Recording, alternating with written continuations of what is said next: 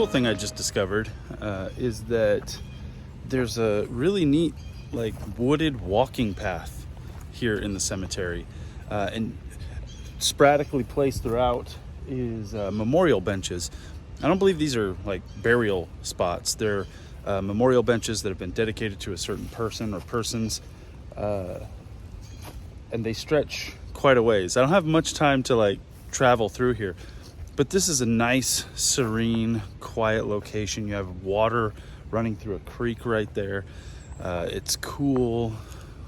This is the kind of thing I love in cemeteries like this. And this is why I really enjoy coming to like older cemeteries, more historic cemeteries, because modern day cemeteries, they tend to be memorial gardens, which are basically giant swaths of green grass with very flat stones so that it's easily mowed. Very few trees half the time. And so there's a singular aspect to that place, and that is to bury someone and every once in a while go and clean off the stone and remember that person. And that's perfectly fine. But places like this are meant for people to enjoy walks through, wander around with their friends and families on the paths and remember the past and the people that came before. There's an almost like living aspect to them, whereas the other places are truly just for the dead. These ones are built for the living and the dead. So I really just super enjoy this place. Let's go take more of a look around.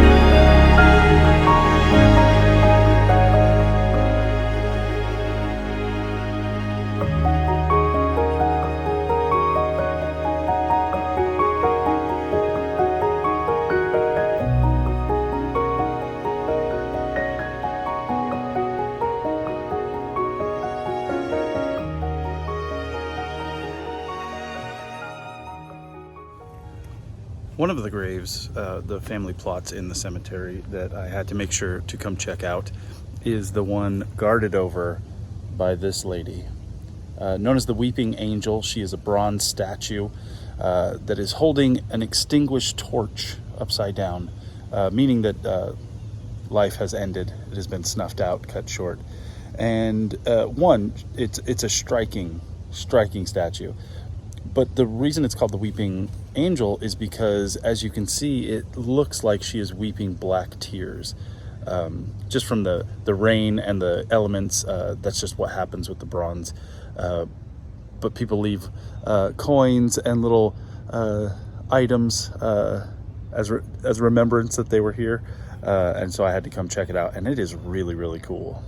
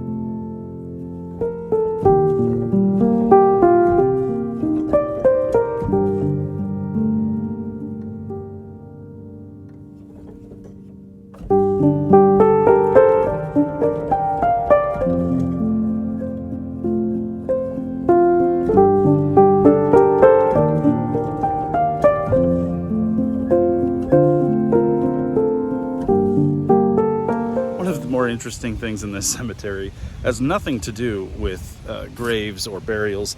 It's the fact that it has a dam right in the middle of it.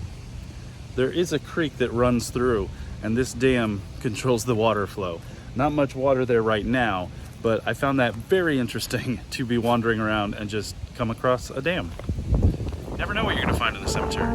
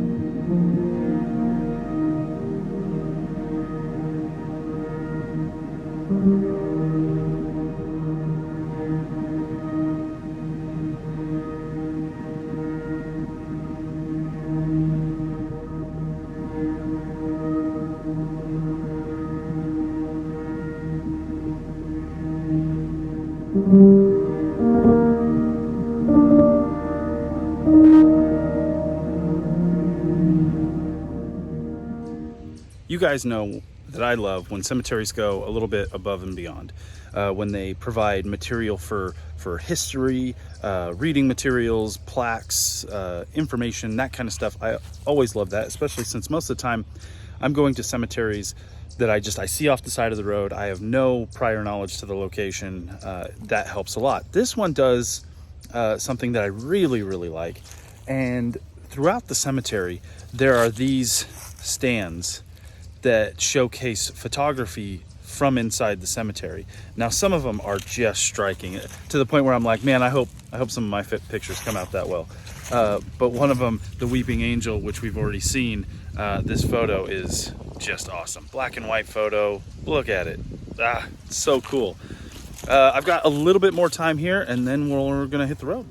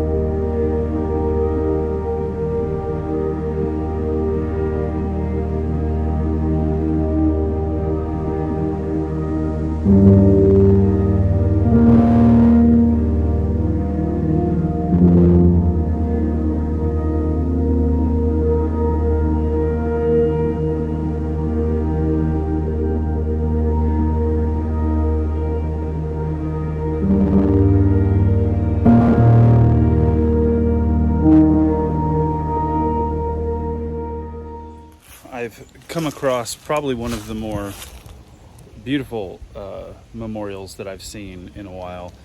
This one is for a woman named Louise. It's pretty striking, like you can see. Unfortunately, there used to be something right here. So maybe a statue of some sort right there that has long since gone away. There's the open book with writing that I can't really make out, and of course her information right there. But it's really, really cool. I was wandering past and saw it, and as you can see, it's one of the most picturesque resting places I've found. Now, my assumption is that it's kind of a mausoleum, that she is inside there, and this used to be a doorway, and it's been sealed up and made to look really pretty. And it's awesome. I'm in a spot where you can see a bunch of mausoleums. Mausoleums I find fascinating. I think they're really cool. You can see them all right here. I like the artistry and the individuality of all of them. Some of them have stained glass that shines through, lights up the room. Some of them are completely blocked off, so it's just darkness in there. Some of them are set into mountains that look really cool when they get all grown over. There's just something, I don't know, cool about them that I really enjoy. I've seen a few here that are a little different. Like there was one that had, you could look inside of it, and you could see that the coffin that lies interred there was covered by like a curtain. So usually they're blocked in, they're walled into the walls themselves by stone. This one just had a curtain, which I found interesting. And then I found another one that I'll put in my Instagram because I couldn't really get a good video of it, where it's literally just the two coffins sitting inside, which I found, like I've never seen just coffins sitting out in the open before, inside of a mausoleum. But all that to say, it's a really cool place. I really enjoyed this cemetery. It is quite possibly the largest one I've ever been to, which means I only scratched the surface, guys, and I've been here like 3.5 hours wandering around, shooting footage. That's why this is a two-parter. But I found myself wandered to the bottom of the dam that I told you about earlier.